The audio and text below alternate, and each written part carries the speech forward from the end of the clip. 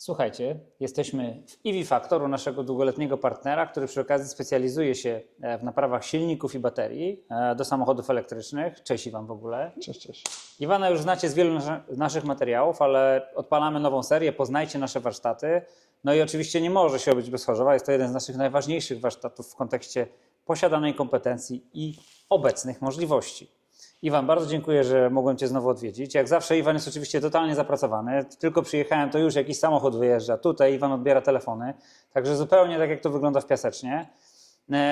Ale trochę się zmienia, nie? Iwan, jeżeli chodzi o rynek samochodów elektrycznych, to chyba trochę się zmienia też w kontekście napraw baterii, czy... Tak, bo to jest starsze baterie 85, niektóre, które mają tam DSOC, komunikat. Chodzi o to, że jakiś z modulów padł i ciężko znaleźć, który same. I tutaj kwestia w tym, że wymienić jeden padnięty moduł albo dwa, to kiedy następnie padnie. I w takich sytuacjach my po prostu polecamy wymienić na paliwową baterię i zamknąć pytanie. I to zawsze takie auta, które mają przebieg 250-300 tysięcy i kiedy już po prostu chemia nie trzyma, to po prostu już pójdzie łańcuchowa reakcja, jeden za drugim moduł. I u nas był taki moment, kiedy my naprawili baterię, wymienili dwa moduły, klient odebrał auto, za tydzień padł następny moduł. Wymienili następny moduł, za 4 miesiące następny moduł. I zdecydowali wymienić baterię i po prostu zdecydowali więcej takich napraw nie robić, bo to po prostu bez sensu. Czyli degradacja chemii po prostu poszła już w tą stronę, że to nie ma sensu i zdecydowanie lepiej jest po prostu kupić młodszą baterię. Tak, bo bateria, o tej baterii, którą my mówimy, to bateria, która ma 13 lat. No to już jest kawałek czasu. Tak. Okej, ale mimo wszystko wciąż znajdują się Tesle, które są naprawialne z tego, oczywiście, z tego że tak. segmentu. Tak. Widzę, tutaj zresztą macie sporo modułów, to zobaczcie też na przebitkach. Chłopaki cały czas kontynuują te naprawy baterii, ale też w moim pytaniu zawiera się ta część dotycząca baterii od Tesla Model 3, no bo de facto naprawianie baterii z Tesla Model 3 nie ma sensu. Nie ma sensu. Niektórzy ludzie naprawiają ich, mówią, że nie naprawiają, ale wygląda to tak, że oni maskują problem. Kiedy jest problem z jednym ogniwem w jednym modulu, oni odcinają tak samo ogniwo w innych modułach i wychodzi tak, że auto jeździ. I tutaj to sama sytuacja jak ze starszymi bateriami. Po prostu pytanie czasu, kiedy następne ogniwo wpadnie i dlatego moim zdaniem nie ma sensu płacić za to, bo na dzień dzisiejszy bateria od trójki nie taka droga, żeby jej naprawić. Po prostu lepiej wymienić na jakąś 22-23 rok z małym przebiegiem i zamknąć pytanie. Okej, ale wiesz, jakby załóżmy, bo wiesz, sam widzisz, że te baterie zaczynają drożyć, bo jest ich coraz mniej, ludzie kupują i one zaczynają powoli trochę rosnąć w cenę. Nie? Dojdzie do takiego momentu, że będzie się może opłacało je naprawiać. Tak, Pytanie, jak je naprawiać, nie? Bo też musimy naszym klientom to wyraźnie powiedzieć. No wtedy wchodzi w rachubę wymiana modułu po prostu. albo modulu, albo ogniwa. Tutaj zależy od typu baterii. Bo niektóre idą z pianką i to będzie problem wymienić to jedno ogniwo. No i powiem szczerze, na dzień dzisiejszy nawet nie patrzyliśmy w stronę rozwiązania, bo nie ma sensu. Kiedy już ceny pójdą do góry, to w te czasy już będziemy szukać rozwiązania, jak to naprawić i tak dalej. Na dzień dzisiejszy po prostu wytracić czas, którego i tak siak nie ma po prostu. No tak, to też taka prawda i postarajcie się to zrozumieć, że my jakby nie szukamy rozwiązań do problemu, którego nie ma. Jest wiele osób, które piszą na forach, że te baterie coś tam naprawiają lub coś z nimi robią. To jest to, co Iwan przed chwilą powiedział. De facto te naprawy to jest maskowanie problemu, ale ten problem będzie wracał. Taka poważna naprawa tej baterii z Tesla Model 3, gdybyśmy robili ją teraz, ona wymagałaby rozebrania całej baterii i wymiany modułu. Poza tym pamiętajcie też, że większość obecnych skanerów diagnostycznych, chociaż to idzie w coraz lepszą stronę, ona nie pokazuje Wam wszystkich poszczególnych brików w danym module. Tak? Czyli nie pokaże Wam wszystkich 96, dobrze pamiętam? Coś takiego. Powiedzmy, że 96, bo już nie pamiętam brików. I to jest tak, że jeżeli macie imbalans w baterii, to wy widzicie tylko najsłabszy brick. Tak. A może się okazać, że dwa następne też są słabe w poszczególnych dodatkowych modułach, więc jeżeli chcecie zrobić dobrą diagnostykę, to musicie pojechać do warsztatu, który jest w stanie zobaczyć całą baterię z poszczególnymi pojedynczymi napięciami. Bo wtedy trzeba wymienić moduł, czasem wymienić dwa moduły, dodatkowo trzeba znaleźć moduł o tej samej pojemności. Czyli to nie może być dużych rozbieżności. To bardzo trudne będzie, bo tutaj nie chodzi o baterię SX, która ma tam 14-16 modułów, to tylko 4. I jak jest chociaż mała różnica, to on po prostu będzie jeździć jakiś czas, ale cały czas będzie ograniczyć poziom naładowania baterii. To po prostu bez sensu. A znaleźć taki sam moduł, żeby on pasował, ciężka sprawa. Po prostu wiecie, to jest tak zwany rachunek prawdopodobieństwa, tak jak powiedział Iwan. W bateriach z Tesla Model S, X macie tam te 16-14 modułów, w zależności od rodzaju baterii i pojemności.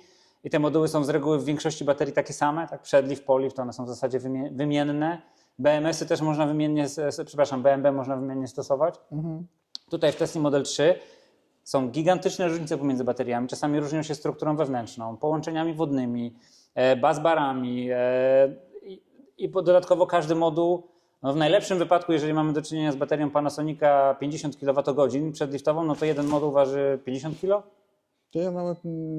To są takie te nie krótsze, wiem. wiesz. Tak, wiem, ale ja wiem, że żeby dostać moduł z long range'a, to po pierwsze nie ma uchwytów, żeby jego dostać i potrzebno no, chociaż minimum 3 człowieka, żeby dostać. Albo Bardzo, podnośnik dobry. no, Chociaż albo też podnośnik. ciężko. Bo... Albo za co wziąć po prostu. My na ten moment, kiedy ostatni raz nagrywali trójki, my użytkowali te takie specjalne narzędzia do szyb czołowych, które można przykleić. I udało się tak, że w trakcie wyjęcia tego modułu jedna oderwała sztuka. Dobrze, że było 3 człowieka, które utrzymali ten moduł, ale no to ciężko po prostu dostać. No, także słuchajcie, na tą chwilę wygląda, że naprawa baterii w porównaniu do tego, co się dzieje, mówimy o bateriach do Tesla Model 3 i 3Y, nowszych jeszcze tych strukturalnych. No, strukturalnych to w ogóle nie ma sensu naprawiać. Tak. Możemy przyjąć proste założenie, że po prostu ta naprawa na tą chwilę nie jest opłacalna i my zaczniemy, znaczy inaczej, my umiemy te baterie naprawiać, bo nawet ostatnio Andrzej, jak wiesz, się wziął i naprawił baterię sobie w swojej Tesla Model 3, ale tak naprawdę naprawa baterii w Teslach Model 3 w tej chwili się wydaje nieopłacalna i zdecydowanie na tą chwilę rekomendowalibyśmy wymianę, natomiast jeżeli naprawdę staną się opłacalne, no to my też będziemy to robić najzwyczajniej w świecie. Przejdźmy teraz na chwilę jeszcze do kolejnej waszej specjalizacji, czyli do silników, bo tego też chyba coraz mniej się robi, jeżeli chodzi o naprawę Tam silników. za ostatni rok, jak porównisz 24-25 rok, to mniej stało. Silników. Tak, tak. A z drugiej strony, jak patrzymy na silniki, wiesz, czy SDU, no to z kolei nawet jeżeli one się psują, no to tanie są. Tutaj po prostu sytuacja. Ich mniej stało w naprawie, bo my bardzo dobrze naprawiamy, albo po prostu ludzie już kupują nowsze auto, w których nie ma tych LDU i dlatego nikt i nie naprawia, bo nie ma tych aut po prostu. Bo coraz mniej tych starszych aut po prostu na rynku. Myślę, że, tak, powiem, moje zdanie w temacie jest takie, bo my też widzimy, że ta ilość tych napraw tych silników spada. Po prostu te silniki, które... Myślę, że do ludzi dotarła w ogóle informacja, że te silniki się psują. Myślę, że wielu ludzi prewencyjnie dokonało na przykład coolant cancel i tak U dalej. nas takie byli klienty, które przyjechali Tesla też prewencyjnie. bardzo dużo silników już wymieniała na silniki z coolant cancelem. No bo Tesla też stosuje coolant Tak, cancel. tak, Pomimo tego, że niektóre firmy, bodajże chyba EV Clinic, twierdzi, że ten coolant cancel jest do niczego, no bo zabiera im robotę, no to tak naprawdę wygląda na to, że nawet sam producent stosuje taką technologię napraw. Więc wydaje się, że teraz te silniki, które jeżdżą, no to one nie będą się tak często już psuły. Tak jak mówisz, tych silników jest dużo mniej. Ludzie wiedzą po prostu o tym problemie i starają się kupować nowsze samochody, a nowsze silniki z kolei są już bardziej dopracowane. Dodatkowo silnik z Tesla Model 3 używany kupisz za grosze. Z tego względu, że tych samochodów po prostu jest bardzo dużo. Tak, Więc... i SDU tak samo, one nie takie drogie. Ale pojawiają się inne ciekawostki, czyli pojawia się bardzo dużo silników czy z Mercedesa, właśnie z EQS-a, czy z tych nowszych Mercedesów, które też mają problem z wyciekiem cieczy chłodniczej. Pojawiają się naprawy silników z Renault Zoe i pojawiają się naprawy... Audi e-tron. Dokładnie ten tak. sam problem. No. Także my teraz w tej chwili bardzo mocno rozszerzamy portfolio napraw, które jest dostępne i tutaj w Chorzowie i w całej naszej sieci, ale pamiętajmy o tym, że Chorzów jest warsztatem, który zajmuje się głównie silnikami, bateriami i do tego jest destynowany, więc większość napraw w miarę możliwości wysyłamy tutaj, no chyba że to jest duża odległość, a akurat lokalny warsztat chce spróbować to zrobić, to nie będziemy na siłę wysyłać, ale jedyne miejsce, w którym odpowiedzialnie możemy dokonać naprawy silnika, to jest oczywiście warsztat w Chorzowie.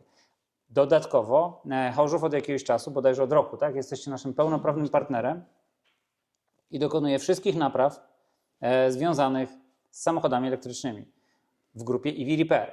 Czyli ktokolwiek z naszych klientów, który znajduje się w okolicy Chorzowa, Śląska, może tutaj przyjechać i zostanie obsłużony jak pełnoprawny klient naszej grupy, czyli grupy EV Repair. Ale Iwan, jeszcze musimy powiedzieć o jednej ważnej rzeczy, że przecież tak naprawdę EV Factor nie wziął się znikąd. Podłożem tego, co robicie, jest firma EcoFactor, która jest jednym z wiodących dostawców rozwiązań do ładowania na Ukrainie, ale wiem, że też są bardzo dalekie plany dotyczące rozwoju. Tak, na dzień dzisiejszy są już ładowarki w Czechach, w Anglii, w Austrii, Chyba w Rumunii też. w Rumunii i od tego roku już będą w Polsce. I to będzie z waszą aplikacją, z waszym systemem. Tak. Dodatkowa ważna informacja jest taka, że te ładowarki to nie jest produkt techniczny, że wy bardzo dużo tego produkujecie u siebie na miejscu na Ukrainie. Tak, na ten moment na Właśnie, Ukrainie, czy w Ukrainie, bo ja już nie wiem. w Ukrainie. W Ukrainie. W Ukrainie. No. Na ten moment tak, ale w planach zrobić produkcję tutaj w Polsce już, żeby było tutaj na miejscu, bo no, ciężko robić tak zdalnie i tak dalej. Lepiej, żeby to po prostu było obok nas. I ładowarki u nas od mobilnych 7 kW do DC ładowarek do 1 MW już jest. To po prostu my przygotujemy rynek do ciężarówek elektrycznych. Superowo. Tak, niektóre firmy kupują po prostu gotowe rozwiązania w Chinach, robią swoją budowę, logo i na rynek. No tak. U nas rozróbka całkowicie nasza, nawet płyty sterujące zrobione ręcznie w Odessie. Oprogramowanie tak samo w Odessie i tutaj już w Polsce programisty pracują nad tym cały czas, żeby to było łatwiej, lepiej, bo jak porównać aplikację nawet europejską i naszą ukraińską. W europejskiej aplikacji trzeba zarejestrować, dodać kartę, coś tam potwierdzić, albo czekać ten RFID kartę, żeby ładować. U nas po prostu numer telefonu, przychodzi SMS z potwierdzeniem, wchodzisz ten numer z SMS-u, dodajesz imię, nazwisko, zapisał to wszystko, dodał na konto jakąś kwotę, podjechał, podłączył ładowarkę, start i poszło. Wcześniej był u nas prepayment, ale tak jak przepisy Europejskiej Unii mówią o tym, że musi być Płatność kartą na miejscu. kartą na miejscu, to wprowadzimy ten system jak raz, z tego co wiem, już gotowy, ale dopracujemy to i dla nas musi aplikacja być łatwa dla użytkownika. Żeby nie było tych momentów jak w tych europejskich, ja zaraz mówię nie o polskich, a tam o niemieckich i tak dalej. Tam kiedyś miała była sytuacja, kiedy ja nie mogłem ładować na superchargerze i chciałem włączyć ładowarkę, która stoi tam na stacji paliwowej. I żeby to zrobić, ja musiał mieć RFID kartę. Ale teraz pytanie, jadę po autobanu tranzytem, skąd ja mam tą kartę? No ale Iwan, doskonale wiem, o czym mówisz. Ja nie rozumiem, jak to w ogóle można robić. No, na ten moment, ja myślę, że dlatego i zrobili tak, że musi być ten terminal do opłaty. Dlatego i zrobili, bo był zawsze problem z tym. Tak. Ale my idziemy w tą stronę, my zawsze patrzymy ze strony użytkownika, żeby to łatwiej było w korzystaniu tej aplikacji. I tak samo jak na przykład wcześniej w jednym z operatorów polskich, kiedy ty podłączył ładowarkę, i poszedł sobie do domu, tak, no na wolnym, na C. I za 2 godziny coś się stało, odłączyło. Ty nie możesz zdalnie uruchomić ładowarkę, ty musisz przyjść do auta i to zrobić. A u mnie tak było, że na ulicy minus 15, śnieg pada, ja muszę iść gdzieś kilometr do tej ładowarki.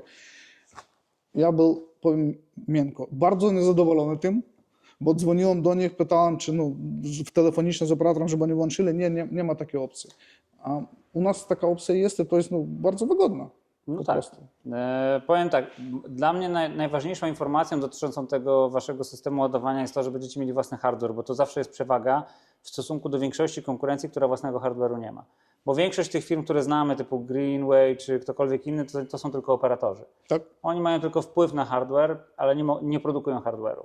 Tak. Więc to jest duża przewaga. Jeżeli tą przewagę umiejętnie wykorzystacie, no to macie szansę zaistnieć. Natomiast pytanie, czy rozmyślacie o tym, żeby dołączyć do sieci roamingowych, na przykład, nie wiem, Velocity albo coś takiego? Tak, tak, oczywiście, że tak będzie. U nas, powiem tak, dla wewnętrznego użytkowania w naszej aplikacji już jest dostęp do wszystkich ładowarek w Polsce.